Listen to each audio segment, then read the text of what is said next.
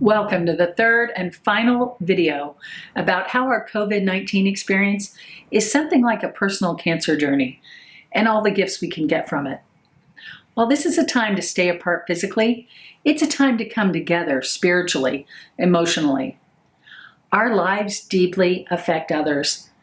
We often live as free agents, independent of those around us, but cancer and COVID-19 prove otherwise. These moments reveal our need for each other. My family supported me wholly and helped me make critical decisions for my care through the cancer. My daughter stayed in the hospital the night before surgery, a profound and intimate gift. My broader community, my FreedHearts LGBTQ community and parent community, poured out a steady stream of kindness in word and deed, and I received it. Their love filled my soul, and I had to let it in. Most of us struggle to receive help. Yesterday, in a cancer survivors art class moved online, 2 of the 10 expressed deep struggle just to let others help them through this pandemic. But we need it. This pandemic has brought out kindnesses too, not everywhere, of course, but in many places. On our occasional foray out for a walk or into the grocery store, Rob and I have found people to be so kind and respectful as we exchange smiles, defer to each other, and maintain distance, all the while wearing our mask. Couldn't we use some more of that in our lives? I met 2 amazing women on my cancer journey. We became the 3 amigas. I also cared for my community through Caring Bridge, the updates, FreedHearts posts, phone calls, emails. Right now, many of us can shelter at home more easily than others. Those with a solid place to live, financial security, resources for necessities, have a much easier time of it than those who don't. Your cancer is smaller and easier to contain than the thousands who've now lost their jobs, but whose rent comes due anyway. Think about those pregnant or undergoing medical treatment at the time of the lockdown. Working parents who still have a job and now have kids to teach at home. People in nursing homes or hospitals or prisons who can't avoid an outbreak around them. College students who may have no place to go or who must return to a dangerous, non-affirming family. Or those stuck enduring domestic violence, which increases at times like this. If you're not in a terribly precarious situation at this time, think of several scenarios of those who are. How can we work together to make bigger changes, to make things better overall for those most vulnerable, especially as we move beyond this as a society? There's a story of John Wimber, who was new to church, and he had read the stories of Jesus feeding the poor, healing the sick, and he asked the pastor, "When do we do the stuff?" And the pastor said, "What stuff?" "You know, the stuff in the Bible, healing the sick, feeding the poor." "Oh, we don't do that stuff," the pastor said. "We just believe it." That was all John needed to hear, and he set out to actually do the stuff. We talk about doing the stuff and, well, which approach is best to do the stuff and who's right and wrong about the stuff. It's time to do the stuff. What stuff needs doing?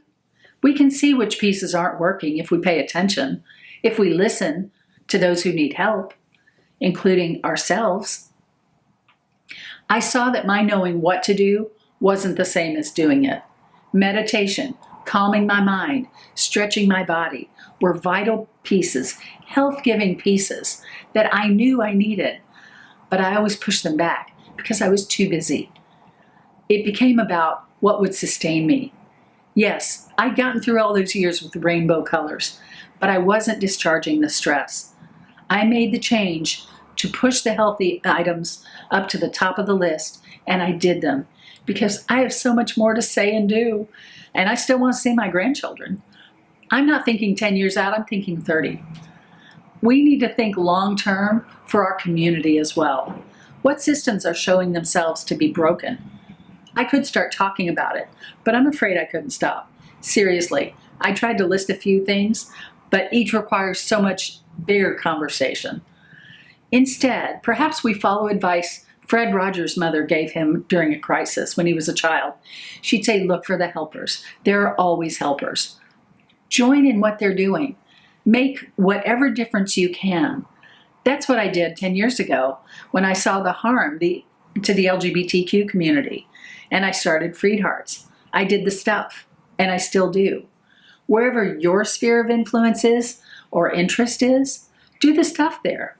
Look for the helpers and then be a helper. Large or small, you'll make a difference. Something enormous like cancer or a pandemic can feel insurmountable. So many choices seem beyond our control that we can feel like we're victims. But we have some agency and we can put that to work. At the front of my cancer journey, I faced an existential moment where the universe asked me if I would choose life or death.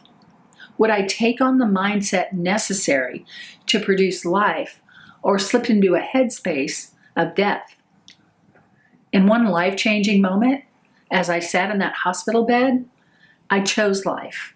I chose to be an active participant in my own healing and my own self-care, whatever that may mean.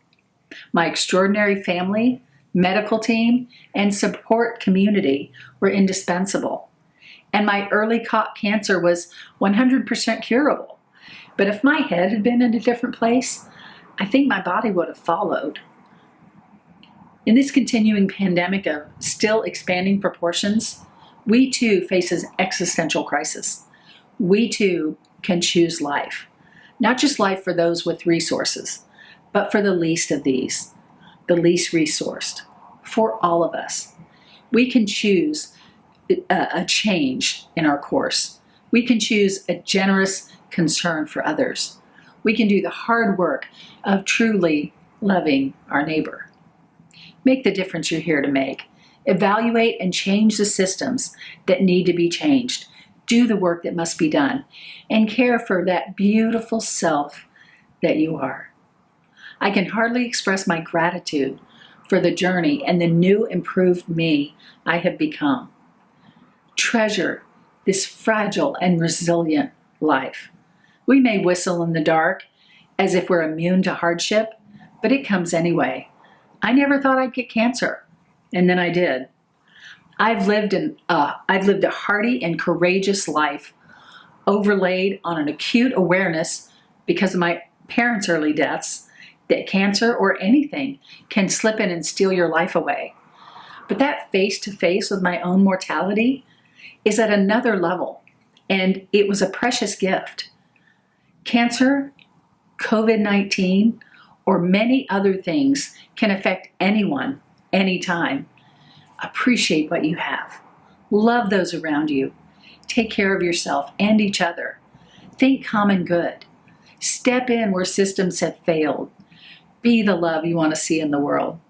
Collectively, we can do more together than any of us can do alone. We cannot find answers to this with the same mindset that got us here.